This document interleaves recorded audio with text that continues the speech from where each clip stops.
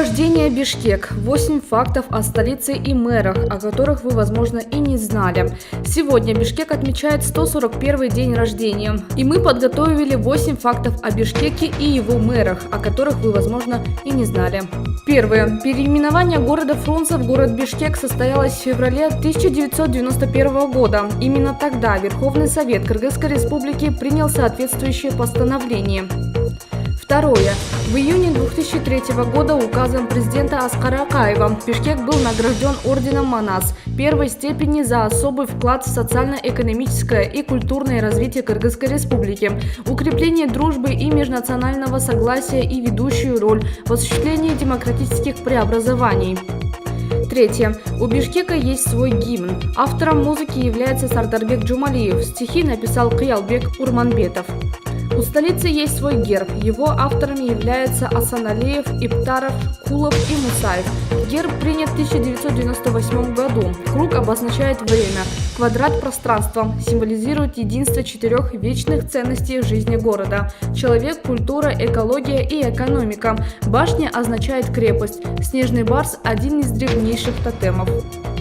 Четвертое. У Бишкека было 14 мэров. Ахматбек Нанаев, Абдыбек Суталинов, Умурбек Абакиров, Джумабек Ибраимов, Борис Силаев, Феликс Кулов, Медетбек Керимкулов, Аскар Салымбеков, Арстанбек Ногоев, Данияр Усенов, Нариман Тюлеев, Иса Умуркулов, Кубанычбек Кулматов, Албек Ибраимов. С 8 августа 2018 года мэром Бишкека является Азиз Сурахматов. Он был избран мэром, получив поддержку 43 депутатов Бишкекского городского кенеша из 45. Пятое. 2 мэра были генералами. Абдыбек Суталинов – генерал-майор, Феликс Кулов – генерал-лейтенант. Шестое. На 5 экс-мэров Бишкека были возбуждены уголовные дела по деятельности в бытность градоначальником. Первый. Данияр Усенов осужден по наряду уголовных дел. По одному из них он заочно приговорен к 15 годам лишения свободы с конфискацией имущества. Усенов признан виновным в незаконном изъятии 11 гектара земель с территории парка Ататюрка. Ущерб составил 160 миллионов сомов. Второй. Нариман Тюлеев был признан виновным по делу о махинациях при закупке автобусов из Китая и мусороуборочной техники. Он был осужден на 11 лет лишения свободы с конфискацией имущества. 7 мая 2016 года Тюлеев вышел на свободу. Возместил ущерб 60 миллионов сомов госказну, а также к нему была применена амнистия от 2011 года. Третье. Иса Умуркулов. На Иса Умуркулова уголовное дело было возбуждено в декабре 2013 года. Его обвиняли в превышении должностных полномочий. Как сообщала Генеральная прокуратура, Иса Умуркулов в октябре 2011 года вынес постановление об утверждении границ парка Победы имени Асанова, где площадь парка уменьшена на 14 гектаров, в том числе с выведением из ее территории переданных во временное пользование субъектами предпринимательства земельного участка площадью 3144 десятитысячных гектаров. В июне 2014 года уголовное дело было передано в Октябрьский райсуд. Гособвинение просило для Умуркулова наказание в виде лишения свободы сроком на 8 лет с конфискацией имущества, лишением права занимать муниципальные и государственные должности до 3 лет. 1 августа 2014 года районный суд оправдал Ису Умуркулова по всем статьям в связи с отсутствием состава преступления. Четвертое. Кубанычбек Кулматов. Обвинение Кулматову по статье «Коррупция» предъявили в мае 2018 года.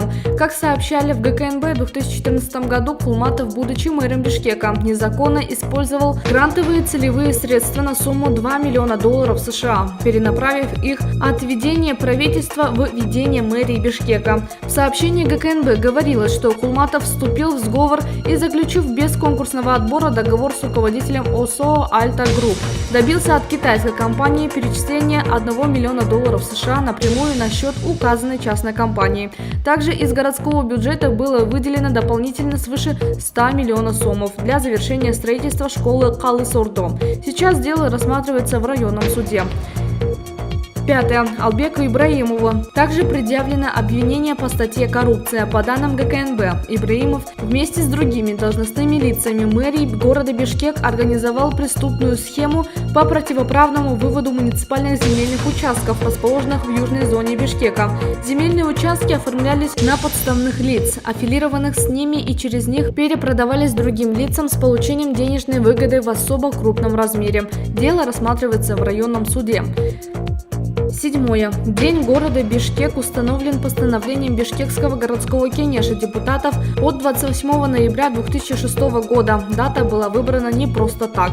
Официальной датой основания города считается 29 апреля 1878 года. В этот день военный губернатор, расположенный в тех местах Семиреченской области Герасим Колпаковский, дал команду о переводе центра Токмакского уезда в город Бишкек. И сегодня эта дата считается днем города, к которому приурочено проведение множества культурных, спортивных и развлекательных мероприятий. Восьмое.